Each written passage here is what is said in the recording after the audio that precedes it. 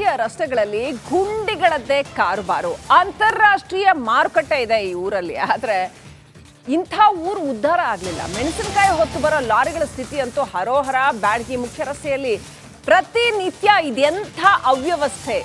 15 ವರ್ಷದಿಂದ ಡಾಂಬರೇ ಕಂಡಿಲ್ಲ ಈ ಊರು. ಬ್ಯಾಡಗಿಯ ಮುಖ್ಯ ರಸ್ತೆನೇ ಕೆಸರುಗದ್ದೆ ಅಂತ ಆಗ್ಬಿಟ್ಟಿದೆ.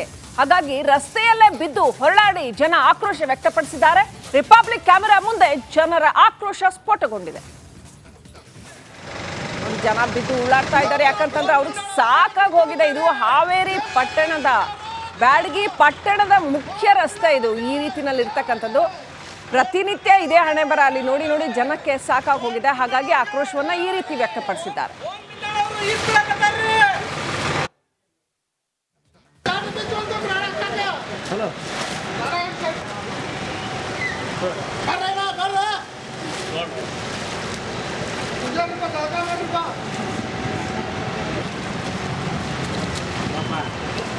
ಎಷ್ಟು ವರ್ಷ ಆತ್ರಿ ಜನ ಇಲ್ಲಿ ಬಿದ್ದು ಎಷ್ಟು ಮಂದಿ ಅನಾಹುತ ಆಕತ್ರಿ. ಒಬ್ರು ರಾಜಕಾರಣದವ್ರು ಬಂದ್ರು ಒಬ್ರು ಏನು ಮಾಡಿಲ್ರಿ. ತಮ್ಮದ ಅಷ್ಟ ಇದು ಮಾಡ್ಕೊಂತಾರ್ರಿ. ಮಂದಿದ ಜೀವನದ ಬಡವರು ಬಗ್ರು ಇಲ್ಲಿ ಬೈಕ್ನ ಬಿದ್ದು ಎಷ್ಟು ಅನಾಹುತ ಆಕತ್ರಿ. ಯಾರು ರಾಜಕಾರಣಿಯವ್ರು ಆರ್ಸಿ ಬಂದ್ರು, MLA ಅವರು ಶಿವಣ್ಣವ್ರು ಬಂದ್ರು ಮಾಡಲಿಲ್ರಿ. ಸುರೇಶ್ ಗೌಡ್ರು ಮಾಡಲಿಲ್ರಿ. ಆ ಬಳಕ ಇವರು ವಿರೂಪಾಕ್ಷ ಅಣ್ಣ ಬಳ್ಳಾರಿಯವ್ರು ಬಂದ್ರು ಯಾರು ಮಾಡಲಿಲ್ರಿ. ಅಲ್ರಿ ರೋಡ್ ಮಾಡಿಲ್ರಿ. ಇಲ್ಲೇ ಎಷ್ಟು ಮಂದಿಗೆ ಅಲ್ರಿ ಎಷ್ಟು ಮಂದಿಗೆ ಅನಾಹುತ ಆಕತ್ರಿ. ಬಡವ್ರ ಬಗ್ರಿ ಇದ್ದಾರಿ ಹಂಗಾರ ಆಕತ್ರಿ. ಬಡವ್ರು ಏನು ಮಾಡ್ಬೇಕ್ರಿ? ಇಲ್ಲಿ ನೋಡ್ರಿ ಎಷ್ಟು ರೋಡ್ ಮನಿ ಓಸ್ಟ್ ಇವು ಇದು ಹೋಗ್ಬೇಕ್ರಿ. ಅಂಗಡಿ ಹೋಗಿ ರೋಡ್ ಆಗ್ಬೇಕ್ರಿ. ಇದು ದೊಡ್ಡ ರೋಡ್ ಆಗ್ಬೇಕ್ರಿ. ದೊಡ್ಡ ರೋಡ್ ಆದ್ರೆ ಎಲ್ಲರಿಗೂ ಇದು ಅನುಕೂಲ ಆಕತ್ರಿ. ನಾನಿವತ್ತು ಹಾವೇರಿ ಜಿಲ್ಲೆಯ ಸುಪ್ರಸಿದ್ಧ ಬ್ಯಾಡಗಿ ಮೆಣಸಿನಕಾಯಿ ಮಾರುಕಟ್ಟೆಯ ಮುಖ್ಯ ರಸ್ತೆಯಲ್ಲಿದ್ದೇನೆ. ಈ ಮುಖ್ಯ ರಸ್ತೆಯಲ್ಲಿ ಸರಿಸುಮಾರು 15 ವರ್ಷಗಳಿಂದ ರಸ್ತೆ ಅಗಲೀಕರಣ ಆಗಬೇಕು, ಡಾಂಬರೀಕರಣ ಆಗಬೇಕು ಅಂತ ಜನರು ಸಾಕಷ್ಟು ಪ್ರಯತ್ನ ಮಾಡ್ತಿದ್ದಾರೆ. ಹೋರಾಟಗಳ ಮೇಲೆ ಹೋರಾಟ ಮಾಡಿದ್ದಾರೆ. ವಿನೂತನವಾಗಿ MMAಗಳನ್ನು ತೊಳೆದಿದ್ದಾರೆ. ಅದು ಅಲ್ಲದೆ ರೈತರೇ ರಸ್ತೆಗಿಳಿದು ಈಜುವ ಮುಖಾಂತರ ಕೂಡ ಪ್ರತಿಭಟನೆ ಮಾಡಿರುವಂಥದ್ದು ನಾನು ದೃಶ್ಯದಲ್ಲಿ ತೋರಿಸ್ತಾ ಹೋಗ್ತೀನಿ. ತಾವು ದೃಶ್ಯದಲ್ಲಿ ನೋಡ್ತಾ ಇರ್ಬೋದು. ಇದೆಲ್ಲ ಬ್ಯಾಡಗಿ ಮೆಣಸಿನಕಾಯಿ ಮಾರುಕಟ್ಟೆಗೆ ಹೋಗುವ ಮುಖ್ಯ ರಸ್ತೆ. ಹೊರ ರಾಜ್ಯಗಳಿಂದ ಕೂಡ ಇಲ್ಲಿ ಮೆಣಸಿನಕಾಯಿ ಮಾರುಕಟ್ಟೆಗೆ ಮೆಣಸಿನಕಾಯಿಗಳನ್ನ ತೆಗೆದುಕೊಂಡು ದಿನ ಬೆಳಗಾದರೆ ರೈತರು ಬರುವಂಥದ್ದು. ರಸ್ತೆಗಳ ಸಮಸ್ಯೆಯಿಂದ ಕಿರಿದಾದ ರಸ್ತೆ ಇರೋದ್ರಿಂದ ದಿನನಿತ್ಯವಾದರೆ ಸಾಕು ಇಲ್ಲಿ ಟ್ರಾಫಿಕ್ಕಿನ ಕಿರಿಕಿರಿ ಆಗುವಂಥದ್ದು. ಅದು ಅಲ್ಲದೆ ಬಿದ್ದು ಕೈಕಾಲನ್ನು ಮುರಿದುಕೊಳ್ಳುವ ವ್ಯಕ್ತಿತ್ವ ಕೂಡ ನಡೆದಿರುವಂಥದ್ದು. ರಸ್ತೆ ಡಾಂಬರೀಕರಣ ನಡೆದು 15 ವರ್ಷಗಳಾದರೂ ಕೂಡ ಈವರೆಗೂ ರಸ್ತೆ ಡಾಂಬರೀಕರಣ ಆಗಿಲ್ಲ. ಅಥವಾ ದೃಶ್ಯದಲ್ಲಿ ನೋಡ್ತಾ ಇರ್ಬೋದು. ಬೈಕ್ ಸವಾರರಾಗಿರ್ಬೋದು, ಕಾರ್ಗಳಾಗಿರ್ಬೋದು, ಆಟೋಗಳಾಗಿರ್ಬೋದು ಸಂಚಾರ ಮಾಡಲಿಕ್ಕೆ ಸಾಕಷ್ಟು ಸಮಸ್ಯೆ ಪಡ್ತಿರುವಂಥದ್ದು. ಒಂದು ರೀತಿಯಲ್ಲಿ ಇಲ್ಲಿಯ ರಸ್ತೆಗಳು ಸಂಪೂರ್ಣವಾಗಿ ಕೆರೆ ಅಂತ ಆಗಿರುವಂಥದ್ದು ನಾನು ಕೂಡ ನೋಡ್ತಿರ್ಬೋದು. ನಾನು ಇರುವಂಥದ್ದು ಕೆರೆ ಅಲ್ಲ, ಇದು ಬ್ಯಾಡಗಿ ನಗರದ ಮುಖ್ಯ ರಸ್ತೆ. ಈ ರಸ್ತೆಯ ಮಧ್ಯೆ ನಾನು ಇರುವಂಥದ್ದು. ಆದರೆ ಪ್ರತಿ ಬಾರಿ ಮಳೆ ಬಂದರೆ ಸಾಕು ಇಲ್ಲಿ ಓಡಾಡಲಿಕ್ಕಾಗಲ್ಲ. ಯಾಕಂದರೆ ಬ್ಯಾಡಗಿಗೆ ಬಂದರೆ ಮುಖ್ಯ ರಸ್ತೆ ಇದಾಗಿದ್ದು ಇಲ್ಲಿ ಸಮಸ್ಯೆ ಆಗ್ತಿರುವಂಥದ್ದು. ಅಧಿಕಾರಿಗಳು ಎಚ್ಚೆತ್ತುಕೊಳ್ಬೇಕು ಮತ್ತು ಶಾಸಕರಾಗಿರ್ಬೋದು, ಜನಪ್ರತಿನಿಧಿಗಳಾಗಿರ್ಬೋದು ಎಚ್ಚೆತ್ತುಕೊಳ್ಬೇಕು. ಇಷ್ಟೆಲ್ಲ ಆದರೂ ಕೂಡ ಯಾರೂ ಕೂಡ ಎಚ್ಚೆತ್ತುಕೊಳ್ಳದೆ ಈ ರಸ್ತೆಗಳನ್ನು ಹಾಗೆ ಬಿಟ್ಟಿದ್ದಾರೆ. ನಮ್ಮ ಬ್ಯಾಡಗಿ ಸುಪ್ರಸಿದ್ಧ ಅಂತ ಕೇವಲ ಮೆಣಸಿನಕಾಯಿ ಮಾರುಕಟ್ಟೆಗೆ ಮಾತ್ರ ಪ್ರಸಿದ್ಧ ಅಲ್ಲ, ಇದು ಈ ರೀತಿಯ ತಗ್ಗುಗುಂಡಿಗಳ ತಾಲೂಕು ಅಂತ ಹೇಳೋದು ತಪ್ಪಾಗಲ್ಲ ಅಂತೇಳಿ ಇಲ್ಲಿ ಜನರು ಸಾಕಷ್ಟು ಬಾರಿ ಈಗ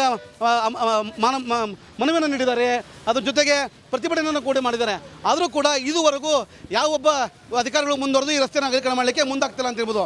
ಡಾಂಬರೀಕರಣ ಅಂತೂ ಕನಸಿನ ಮಾತಾಗಿದೆ. ಇನ್ನಾದರೂ ಎಚ್ಚೆತ್ತು ವರದಿಯ ನಂತರ ಈ ರಸ್ತೆ ಡಾಂಬರೀಕರಣ ಮಾಡಲಿ ಅನ್ನೋದು ನಮ್ಮ ಆಶಯ ಅಂತ ಹೇಳ್ಬೋದು. ಕ್ಯಾಮರಾ ಪರ್ಸನ್ ಶಂಕರ್ ಜೊತೆ ಮಾರುತಿ BM, ರಿಪಬ್ಲಿಕ್ ಕನ್ನಡ, ಹಾವೇರಿ. ಬ್ಯಾಡಗಿಯ ರಸ್ತೆಗಳಲ್ಲಿ ಗುಂಡಿಗಳದ್ದೇ ಕಾರುಬಾರು. ಅಂತಾರಾಷ್ಟ್ರೀಯ ಮಾರುಕಟ್ಟೆ ಇದೆ ಈ ಊರಲ್ಲಿ. ಆದ್ರೆ ಇಂಥ ಊರು ಉದ್ಧಾರ ಆಗಲಿಲ್ಲ. ಮೆಣಸಿನಕಾಯಿ ಹೊತ್ತು ಬರೋ ಲಾರಿಗಳ ಸ್ಥಿತಿ ಅಂತೂ ಹರೋಹರ. ಬ್ಯಾಡಗಿ ಮುಖ್ಯ ರಸ್ತೆಯಲ್ಲಿ ಪ್ರತಿನಿತ್ಯ ಇದೆಂಥ ಅವ್ಯವಸ್ಥೆ. 15 ವರ್ಷದಿಂದ ಡಾಂಬರೇ ಕಂಡಿಲ್ಲ ಈ ಊರು. ಬ್ಯಾಡಗಿಯ ಮುಖ್ಯ ರಸ್ತೆನೇ ಕೆಸರುಗದ್ದೆ ಅಂತ ಆಗ್ಬಿಟ್ಟಿದೆ. ಹಾಗಾಗಿ ರಸ್ತೆಯಲ್ಲೇ ಬಿದ್ದು ಹೊರಳಾಡಿ ಜನ ಆಕ್ರೋಶ ವ್ಯಕ್ತಪಡಿಸಿದ್ದಾರೆ. ರಿಪಬ್ಲಿಕ್ ಕ್ಯಾಮೆರಾ ಮುಂದೆ ಜನರ ಆಕ್ರೋಶ ಸ್ಫೋಟಗೊಂಡಿದೆ. ಜನ ಬಿದ್ದು ಉಳ್ಳಾಡ್ತಾ ಇದ್ದಾರೆ. ಯಾಕಂತಂದ್ರೆ ಅವ್ರಿಗೆ ಸಾಕಾಗಿ ಹೋಗಿದೆ. ಇದು ಹಾವೇರಿ ಪಟ್ಟಣದ ಬ್ಯಾಡಗಿ ಪಟ್ಟಣದ ಮುಖ್ಯ ರಸ್ತೆ. ಇದು ಈ ರೀತಿನಲ್ಲಿ ಇರ್ತಕ್ಕಂಥದ್ದು. ಪ್ರತಿನಿತ್ಯ ಇದೇ ಹಣೆ ಬರ. ಅಲ್ಲಿ ನೋಡಿ ನೋಡಿ ಜನಕ್ಕೆ ಸಾಕಾಗಿ ಹೋಗಿದೆ. ಹಾಗಾಗಿ ಆಕ್ರೋಶವನ್ನ ಈ ರೀತಿ ವ್ಯಕ್ತಪಡಿಸಿದ್ದಾರೆ.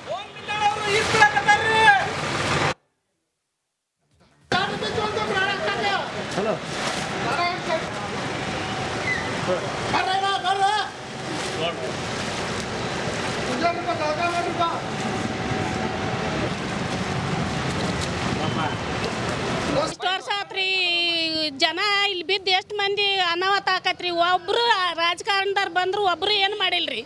ತಮ್ಮದ ಅಷ್ಟ ಇದು ಮಾಡ್ಕೊಂತಾರ್ರಿ. ಮಂದಿದ ಜೀವನದ ಬಡವರು ಬಗ್ರು ಇಲ್ಲಿ ಬೈಕ್ನ ಬಿದ್ದು ಎಷ್ಟು ಅನಾಹುತ ಆಕತ್ರಿ.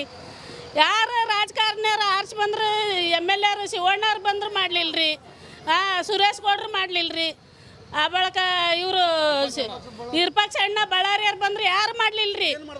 ಅಲ್ರಿ ರೋಡ್ ಮಾಡಿಲ್ರಿ. ಇಲ್ಲೇ ಎಷ್ಟು ಮಂದಿಗೆ ಅನಾಹುತ ಆಕತ್ರಿ. ಬಡವ್ರ ಬಗ್ರಿ ಇದ್ದಾರಿ ಹಂಗಾರ ಆಕತ್ರಿ. ಬಡವ್ರು ಏನು ಮಾಡ್ಬೇಕ್ರಿ? ಇಲ್ಲಿ ನೋಡ್ರಿ ಎಷ್ಟು ರೋಡ್ ಮನಿ ಓಸ್ಟ್ ಇವು ಇದು ಹೋಗ್ಬೇಕ್ರಿ. ಅಂಗಡಿ ಹೋಗಿ ರೋಡ್ ಆಗ್ಬೇಕ್ರಿ. ಇದು ದೊಡ್ಡ ರೋಡ್ ಆಗ್ಬೇಕ್ರಿ. ದೊಡ್ಡ ರೋಡ್ ಆದ್ರೆ ಎಲ್ಲರಿಗೂ ಇದು ಅನುಕೂಲ ಆಕತ್ರಿ. ನಾನಿವತ್ತು ಹಾವೇರಿ ಜಿಲ್ಲೆಯ ಸುಪ್ರಸಿದ್ಧ ಬೆಡಗಿ ಮೆಣಸಿನಕಾಯಿ ಮಾರುಕಟ್ಟೆಯ ಮುಖ್ಯ ರಸ್ತೆಯಲ್ಲಿದ್ದೇನೆ. ಈ ಮುಖ್ಯ ರಸ್ತೆಯಲ್ಲಿ ಸರಿಸುಮಾರು 15 ವರ್ಷಗಳಿಂದ ರಸ್ತೆ ಅಗಲೀಕರಣ ಆಗಬೇಕು, ಡಾಂಬರೀಕರಣ ಆಗಬೇಕು ಅಂತ ಜನರು ಸಾಕಷ್ಟು ಪ್ರಯತ್ನ ಮಾಡ್ತಿದ್ದಾರೆ.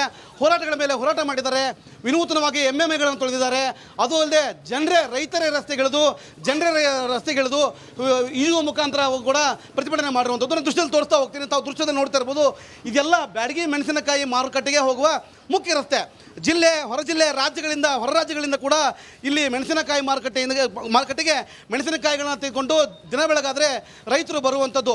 ರಸ್ತೆಗಳ ಸಮಸ್ಯೆಯಿಂದ ಕಿರಿದಾದ ರಸ್ತೆ ಇರೋದ್ರಿಂದ ದಿನನಿತ್ಯವಾದರೆ ಸಾಕು ಇಲ್ಲಿ ಟ್ರಾಫಿಕ್ಕಿನ ಕಿರಿಕಿರಿ ಆಗುವಂಥದ್ದು. ಅದು ಅಲ್ಲದೆ ಬಿದ್ದು ಕೈಕಾಲುಗಳನ್ನು ಮುರಿದುಕೊಳ್ಳುವ ವ್ಯಕ್ತಿತ್ವ ಕೂಡ ನಡೆದಿರುವಂಥದ್ದು. ರಸ್ತೆ ಡಾಂಬರೀಕರಣ ನಡೆದು 15 ವರ್ಷಗಳಾದರೂ ಕೂಡ ಈವರೆಗೂ ರಸ್ತೆ ಡಾಂಬರೀಕರಣ ಆಗಿಲ್ಲ. ಅಥವಾ ದೃಶ್ಯದಲ್ಲಿ ನೋಡ್ತಾ ಇರ್ಬೋದು, ಬೈಕ್ ಸವಾರರಾಗಿರ್ಬೋದು, ಕಾರ್ಗಳಾಗಿರ್ಬೋದು, ಆಟೋಗಳಾಗಿರ್ಬೋದು, ಸಂಚಾರ ಮಾಡಲಿಕ್ಕೆ ಸಾಕಷ್ಟು ಸಮಸ್ಯೆ ಪಡ್ತಿರುವಂಥದ್ದು. ಒಂದು ರೀತಿಯಲ್ಲಿ ಇಲ್ಲಿಯ ರಸ್ತೆಗಳು ಸಂಪೂರ್ಣವಾಗಿ ಕೆರೆ ಅಂತ ಆಗಿರುವಂಥದ್ದು. ನಾನು ಕೂಡ ನೋಡ್ತಿರ್ಬೋದು ದೃಶ್ಯ. ನಾನು ಇರುವಂಥದ್ದು ಕೆರೆ ಅಲ್ಲ, ಇದು ಬ್ಯಾಡಗಿ ನಗರದ ಮುಖ್ಯ ರಸ್ತೆ. ಈ ರಸ್ತೆಯ ಮಧ್ಯೆ ನಾನು ಇರುವಂಥದ್ದು. ಆದರೆ ಪ್ರತಿ ಬಾರಿ ಮಳೆ ಬಂದರೆ ಸಾಕು ಇಲ್ಲಿ ಓಡಾಡಲಿಕ್ಕಾಗಲ್ಲ. ಯಾಕಂದರೆ ಬ್ಯಾಡಗಿಗೆ ಬಂದರೆ ಮುಖ್ಯ ರಸ್ತೆ ಇದಾಗಿದ್ದು ಇಲ್ಲಿ ಸಮಸ್ಯೆ ಆಗ್ತಿರುವಂಥದ್ದು. ಅಧಿಕಾರಿಗಳು ಎಚ್ಚೆತ್ತುಕೊಳ್ಬೇಕು ಮತ್ತು ಶಾಸಕರಾಗಿರ್ಬೋದು, ಜನಪ್ರತಿನಿಧಿಗಳಾಗಿರ್ಬೋದು ಎಚ್ಚೆತ್ತುಕೊಳ್ಬೇಕು. ಇಷ್ಟೆಲ್ಲ ಆದರೂ ಕೂಡ ಯಾರೂ ಕೂಡ ಎಚ್ಚೆತ್ತುಕೊಳ್ಳದೆ ಈ ರಸ್ತೆಗಳನ್ನು ಹಾಗೆ ಬಿಟ್ಟಿದ್ದಾರೆ.